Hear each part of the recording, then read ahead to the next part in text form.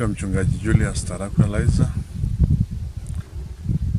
na hapa niko kijijini kwangu, kijiji ambacho nimezaliwa mwaka 1976. Na leo tunaelekea kijijini kwenda kuwasalimu wazazi, lakini pia kuangalia mambo ya maendeleo kidogo tuliofanya kijijini kupitia kanisa na mashirika. Tumeweza hiki kijiji hakuna huduma zozote za jamii, hakuna maji, hakuna umeme, hakuna shule. Barabara ndio hii unaona ni ya vumbi tu ya kutafuta kwa tochi. Lakini ushirikiano wa kanisa na wadau wengine tumeweza kujenga shule ndogo ya chekechea.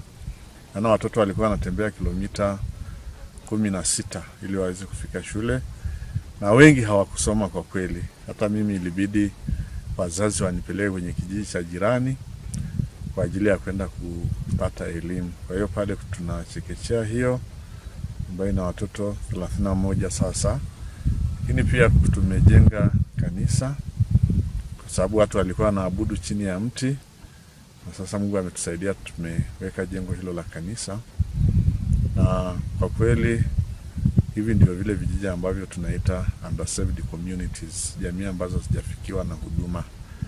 Lakini anayepata changamoto sana ni mtoto wa kike, sababu yeye anaolewa kwenye umri mdogo, atakeketwa, lakini ataenda kule ataolewa na mtu mwenye umri mkubwa zaidi hata au size ya baba yake na wengine. Kwa hiyo mimi leo hii safari ni ya kipekee kwa sababu ninafurahi tena kurudi nyumbani na kuwaona ndugu jamaa na marafiki.